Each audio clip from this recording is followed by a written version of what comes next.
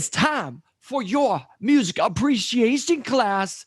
We are going to have a great class today because I get to introduce to you a very awesome, famous, local to the Bay Area musician. His name is Jeff Anderle. Jeff, say what's up to the kids. Hey kids, how are you doing?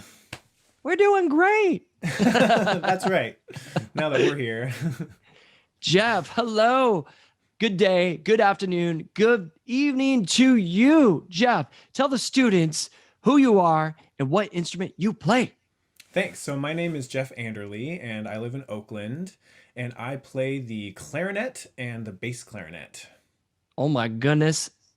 There's a regular clarinet and there's a bass clarinet. There Can you is. can you describe what a clarinet is to those students that are I watching that can have no more idea? than describe, I can show it. Ah-hoo-hoo-hoo. So this is the clarinet. It's black, silver keys. It's made out of wood. And yeah, this is sort of the normal standard clarinet. And like I mentioned, there's also a bigger bass clarinet. It kind of looks like a saxophone, but it's still black and silver. And it's lower, it's much lower. And there are actually other clarinets. There's little miniature ones that are super high. And there's even this contrabass clarinet that's twice as big that sounds like, elephants doing unspeakable things.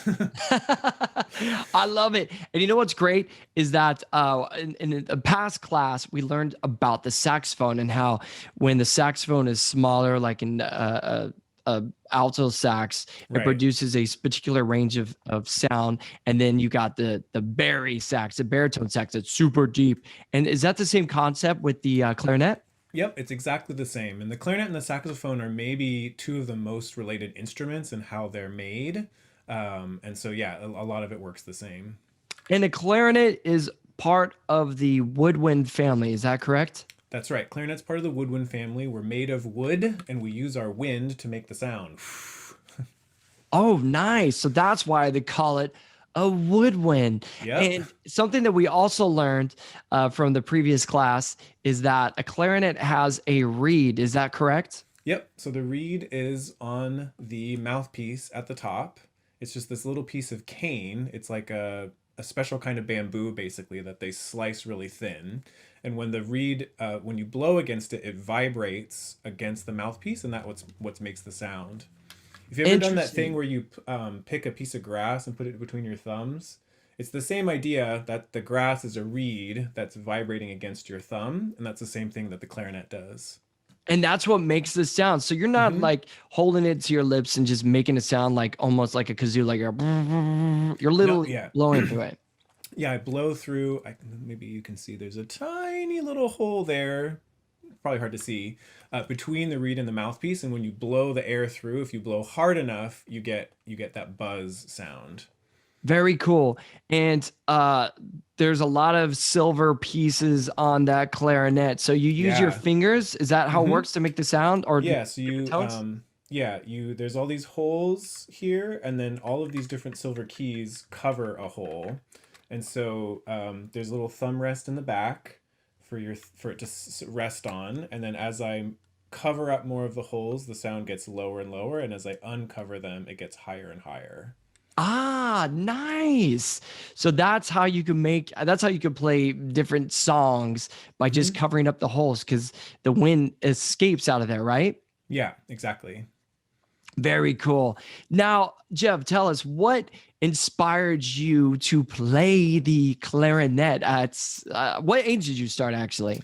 Well, I actually started when I was in fourth grade as part of my school music program. So I'm happy to talk to all of you because I had a guest came in who they had a different person play each instrument. And I don't remember it, but my parents tell me that I came home and said, I'm going to play the clarinet. They're like, really? What, trumpet or drums or sax? Like, no, no, no, clarinet. That's the one for me. And so they said, okay. And yeah, so I started as part of my band program. I didn't really take it super seriously. It was just kind of a thing I did for fun until I got to high school. And that's when I really started practicing and taking private lessons and thinking I might want to turn a career as a musician. But that was much, much later. For the most part, when I was younger, it was just a thing I did for fun because music is fun. Yes, definitely. It's super fun. I love music so much, and I know a lot of students out there love listening to music, love dancing to music, and even some of them even play the music. And so at at that age, your parents enrolls you into a private music lessons. Is that something? Is that kind of a good recommendation if you're interested in playing music to take private lessons? Yeah, I mean, I think you can get a lot out of any kind of class at your school or anything, but it definitely benefits a lot if you have someone who's working just with you one on one. You can just progress a lot faster, and if there's something that you're not able to do, you can just work with someone specifically and sort of have, feel the improvement move quickly. Definitely. And with the situation that we are currently in, if you're watching the video right now, we are in the midst of COVID-19 sheltering in place. And with that, a lot of musicians can't play music live anymore. And a lot of musicians have turned into, instead of teaching one-on-one physically, they're doing virtual lessons. And so Hmm. with the pandemic and what we're going through right now, you can teach, like you teach music virtually, right? And kids can learn how to play virtually. Absolutely, yeah. And there's a ton of resources everywhere for learning. I would actually, if someone's thinking about learning music, I think just finding a really basic online piano class or recorder class would be a really great place to start because you can have a little keyboard or get a, $5 recorder and just to start making noise and, turning noise into music is that's like the first step. Yeah, you know what you brought up about starting out with piano is it's almost like the theme of our music appreciation class because you Mm. are the third third educator that mentioned piano, and I couldn't agree more. I actually started out, I only took a couple lessons, but I did start out with piano, and piano is percussive and it also helps you to read music as well. It's a great foundation, right? Absolutely, yeah. And there's not a huge technical thing that you have to know how to like for clarinet, you can't make a sound until you know how it works in your mouth. For violin, you have to do all this complicated coordination with your hands, but piano you can just sort of hit some keys and you can start right away making playing songs and stuff like that. So it is a really nice place to start. Very cool. Now, Jeff, what was your very first concert you've ever been to in your entire life? As an audience member, As an audience member, yeah. gosh, I don't know if I remember exactly. Actually, I do remember. We went on vacation to England when I was younger, and my parents took me to see the symphony orchestra play there. And I remember it was pretty amazing to see like everybody on stage, because the orchestras are so big. There's like 60 or 70 people all working together. And my dad gave me something to listen to, like this very particular part of the symphony to listen for, which really helped me to sort of. I was like, oh, is this it? No, is this it? No, is this it? And then when it finally came, I was like, oh, I finally heard it. Um, yeah, so that was probably one of my, maybe not my first, but one of my first concert experiences. That's awesome. And now, students, the symphony is filled with, yeah, like you're saying, 60 plus people, and everything from violins to, yeah, clarinet, saxophone, trumpet, trombone, oboe, flutes, drums, a bass drum, cymbals. And I love symphonic music because, it doesn't take one person to do the song. You need everybody working together as a team to produce.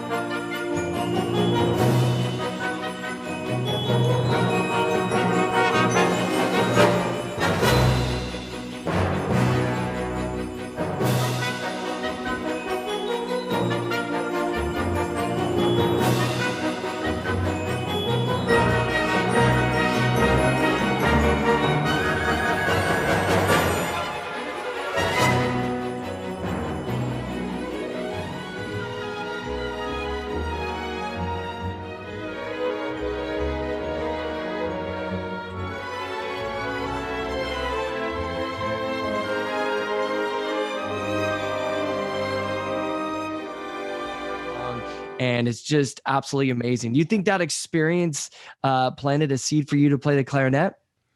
I think so. I was probably playing it a little bit by then, but that probably inspired me to sort of take it a little more seriously. Because I'd played in my school, had a little concert band that I played in, so I was used to the idea of playing music with big groups of people. But hearing someone do it so well was just, I mean, that was really amazing just to watch all those people who were so talented and so excited and enthusiastic, and watching them all work together was, yeah, really special to see. I love it. Now, how many hours have you put into to do your craft? I mean, you got to practice, right? You're not born to play the instrument, right? Not at all. You have to practice. Yeah. So, I mean, it's changed a lot over the course of my life. When I was first starting out, I would try to practice, 30 minutes a couple times a week. Maybe when I went to school, I got a major in music for college. And so while I was in school, I was practicing maybe like 2 to 3 hours a day, for the most part. And now, you know, now that I have all this other stuff in my life, it's maybe, I don't know, it changes so much week to week now because it depends if I have concerts coming up or if I have a lot of other things going on. So it's not as regular, but yeah, if you want to take it seriously, you do have to put in the hours to get there. And I love how you stated the fact that you went to college and that you actually have a degree in music. And students, you can actually go to college to play music. Yeah, yeah. How cool is that? I have a master's degree in music as well. Like you can become a doctor of music even. Oh my goodness, that is so awesome. And that way you can teach and educate and get to perform too at the same time. And with Hmm. performing, do you ever get nervous performing in front of large audiences or even small audiences? I do. I used to get very nervous when I was young. I would get shaky and I would sweat and my palms and it's just like ah. So I used to get super nervous. One of the things that happened, when you start playing a lot, when you start performing a lot, it starts to go away. And that happened to me while I was in college, is I was just playing so many concerts that I just couldn't get nervous anymore. Like there wasn't time. I was still nervous from the last one when the next one started. So over time it got better. But yeah, it can be scary. And there's still certain situations if I'm playing a really important concert or for a really big audience where if I look up and oh no, there's too many people out there. This is gonna be this is kind of scary. Definitely. Yeah. And what's your most memorable concert you've ever performed at? Gosh, I don't know. I mean, so I'm the clarinet is mostly played in classical music, like with orchestras and maybe smaller chamber music groups. One of my interests, though, has been in blending classical music with other genres. So for a long time, I was in this group called Edmund Wells, which is a bass clarinet quartet, so four bass clarinets, but we were only playing heavy metal music. Oh, that's so awesome. I love Yeah. that. Yes. Yeah, which was a really, really fun group to play in. And so we got to play some really fun shows at like big rock venues, opening up for heavy metal bands. And there were some really fun shows in there. This venue, the Great American Music Hall in San Francisco, that's like a big like institution, like a really cool place. And just, for someone who's used to playing like in a tuxedo and everyone's sort of being very formal and following all the rules and the lights are out and then the colored spotlights come on at the Great American and everyone's cheering when you do something right. It was, pretty exciting to play my music and have that someone immediately like whoop when I did a good job. It's like, oh, that's kind of fun. I like that. Oh, that's so cool. Wow, that's amazing because when you think of the clarinet or the saxophone or the flute, you think of classical symphonic music. But the fact that you kind of pivoted and are playing this heavy metal music, that's super cool. And you talk about the Great America Music Hall, and that's a venue, students, that's in San Francisco. It's a really fun music venue that plays a wide variety of music, and it's such an iconic venue that very famous people play there. And how cool is that you got to share the stage with so many other great musicians? And with that, what famous musicians were you inspired by? Um, there's a bunch. I mean, for bass clarinet, that's kind of my specialty is bass clarinet because it's this low and rumbly and it can be very like percussive and it has all these cool sound effects that you can make with it. There's this jazz musician named Eric Dolphy that was a big influence on me. He was mostly a sax player, but he played a lot of bass clarinet, and just the way he approached the instrument was really like revolutionary. There's also this clarinetist called Evan Zaporin who he came out with this album called "This Is Not a Clarinet," where he was sort of taking the clarinet and using all these very strange ways of playing it, and it was just so exciting to hear. Wow, that is the instrument that I play, but I've never been able to make that sound on it. Like, how is he even doing that? And that kind of inspired me to look beyond the sort of normal sounds that I make and into some really strange and exciting ones. Oh, I love it. That's super rad. Now, you play in your own band, right?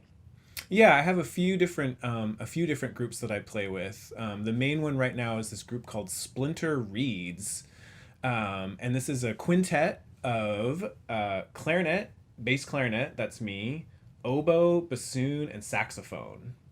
So it's all woodwind players and all reed instruments, meaning with all of the instruments have a reed that they buzz. And yeah, it's a really fun group because it is very buzzy and very kind of visceral and thorny. And the type of music we play is also it's kind of on the experimental new side with there's some improvisation and a lot of weird sound effect sounds and things like that. So it's a And can really some fun of the group to play. Yeah. that oh, that's so cool. And can some of the students and parents, guardians, can we all check out your music online? Absolutely, yeah. If you just search for Splinter Reeds, you'll be able to find us pretty easily. Yeah. Nice. That is cool. I love how you just took the instrument and wanted to be super creative with it and kind of get inspired by other genres of music. And with music and playing in a band, it's super fun because one, you get to make new friends, and two, Hmm. it's just such a creative outlet to get to do, and it's very inspirational. And where do you get inspiration from if you're trying to create new music? Um, that's a great question. I think a lot of times inspiration comes to me from what I'm listening to. So like, we all have all of the music that we ever want to listen to is available to us at any time. And so if I hear something that my wife or my son or I'm listening to or a student recommends, and then a lot of times I just think, gosh, could I play that on clarinet? How could I play it on it? How would I do that? I could do that. And so I feel like it's just having an open mind is really important and just sort of like listening to a lot of different stuff.